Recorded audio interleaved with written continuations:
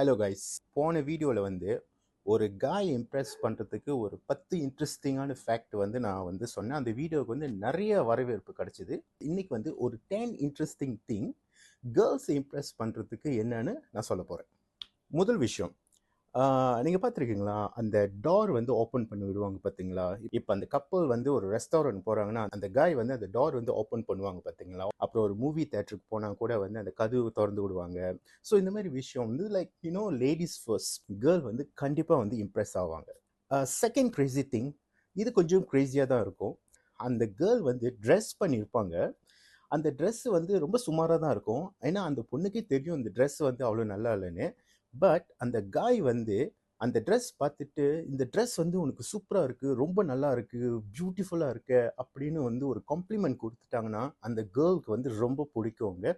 Even though அந்த dress வந்து அவ்வளோ நல்லா இல்லாட்டியும். இது கொஞ்சம் க்ரேஸியாக இருக்குல்ல, இதுதான் உண்மை. மூணாவது இன்ட்ரெஸ்டிங்கான ஃபேக்ட் வந்து என்னன்னா, கிஸ் ஃபோர்ஹெட். காய் வந்து அந்த கேர்ளோட ஃபோர்ஹெட் கிஸ் பண்ணால் அது அவங்களுக்கு வந்து ரொம்ப பிடிக்கும். ஃபோர்ஹெட்ல கிஸ் பண்றது வந்து ஒரு அன்பு வெளிப்படுத்துற ஒரு விஷயங்க. நான் உன்னை ரொம்ப கேர் பண்றேன், ஒரு சிம்பாலிக்கா சொல்றதுதான் வந்து கேர்ளோட ஃபோர்ஹெட் வந்து கிஸ் பண்றது. ஸோ நீங்க ட்ரை பண்ணி பாருங்களேன். நாலாவது இன்ட்ரெஸ்டிங்கான ஃபேக்ட் என்னன்னா, அந்த காய் வந்து அந்த கேர்ளோட ஃபேமிலி கூட வந்து பழகுறது, கொஞ்சம் ஸ்பெண்ட் பண்ணணும் டைம். அந்த கேர்ளோட தம்பி தங்கச்சி இவங்க கூட ஃபேமிலியில் அவங்க அப்பா அம்மா இந்த மாதிரிலாம் வந்து மீட் பண்ணுறது, வீட்டுக்கு வந்துட்டு போகிறது. ஸோ இந்த மாதிரி செஞ்சாங்கன்னா வந்து அந்த கேர்ளுக்கு வந்து உங்கள் மேலே வந்து ஒரு நல்ல ஒரு ஒரு ட்ரஸ்ட்டு வரும். ஃபேமிலிக்கும் வந்து உங்கள் மேலே வந்து ஒரு ட்ரஸ்ட் வரும்.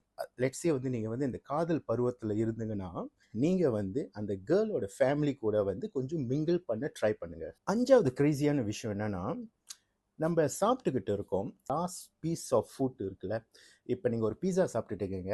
அந்த பீஸாவில் வந்து இந்த லாஸ்ட்டாக நீங்கள் கொஞ்சம் பீஸா, அந்த கொஞ்சோண்டு பீஸா வந்து எடுத்து அந்த கேர்ளுக்கு நீங்கள் ஊட்டினீங்கன்னா அந்த கேர்ளுக்கு வந்து உங்களை ரொம்ப பிடிக்குங்க. இந்த சாப்பாடு இந்த மிச்சமாவது தெரியுங்களா, லாஸ்ட் பீஸ் சொல்கிறாங்களே, இந்த லாஸ்ட் பீஸ், அந்த லாஸ்ட் சிப்னு சொல்கிறாங்களே, அது வந்து அந்த கேர்ளுக்கு நீங்கள் ஆஃபர் பண்ணிங்கன்னா அந்த கேர்ள் வந்து உங்கள் மேலே வந்து ஒரு இம்ப்ரெஸ் ஆவாங்க.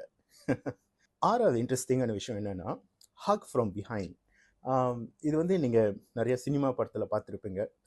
ஒரு கேர்ளுக்கு வந்து ஒரு காய் வந்து பின்னால் இருந்து கட்டி பிடிக்கிறது வந்து ரொம்ப பிடிக்கும். அதாவது என்ன சொல்கிறாங்கன்னா வந்து, நான் ப்ரொடெக்டிவாக இருக்கேன் என் பாய் கூட, ரொம்ப ஒரு பியூட்டிஃபுல்லான திங்குங்க பின்னால் இருந்து கட்டி பிடிக்கிறது. காதலிக்கிறவங்களுக்கு நல்லா தெரியும், அது ஒரு தனி ஒரு அன்புங்க. இப்படி செஞ்சீங்கன்னா அந்த கேர்ளுக்கு வந்து ரொம்ப பிடிக்கும். ஏழாவது இன்ட்ரெஸ்டிங்கான விஷயம், நீங்கள் ஒரு ஈவெண்ட்டுக்கு நீங்கள் போகிறீங்கன்னா கப்பல்ஸ், ஒரு ஈவெண்ட், ஒரு கல்யாணமோ இருக்கட்டும், 1000 பேர் சுற்றி இருந்தாலும் உங்களோட ஐ கான்டாக்ட் வந்து அந்த கேர்ள் மேலே இருந்துச்சுன்னா வச்சுக்கோங்களேன், அவங்க வந்து ரொம்ப இம்ப்ரெஸ் ஆயிடுவாங்கங்க. ஈவன் தோ அந்த கூட்டத்தில் வந்து எவ்வளோ அழகான பிள்ளைங்களாம் இருப்பாங்க, ஈவன் அந்த பிரைட் கூட ரொம்ப அழகாக இருப்பாங்க. ஆனால் உங்களோட கண்ணு வந்து உங்களோட கேர்ள் ஃப்ரெண்டோ உங்களோட மனைவியோ நீங்கள் பார்த்துட்டு இருந்தீங்கன்னா கண்டிப்பாக சொல்கிறாங்க, அவங்க ரொம்ப இம்ப்ரெஸ் ஆயிடுவாங்க. எட்டாவது ஒரு கிரேசியான ஃபேக்ட் என்னன்னா, இங்கே பார்த்துருக்கீங்களா, அந்த மேனோட ஷர்ட் கஃப் இருக்குல்ல, அந்த ஸ்லீவ், அது மடித்து விட்டால் வந்து கேர்ள்ஸ்க்கு வந்து பிடிக்கும்னு சொல்கிறாங்க. என்னன்னு தெரியல, இது வந்து சைக்காலஜிக்கலி கேர்ள்ஸ்க்கு வந்து இது ஒரு இம்ப்ரெஸ் ஆவாங்க அப்படின்னு சொல்கிறாங்க.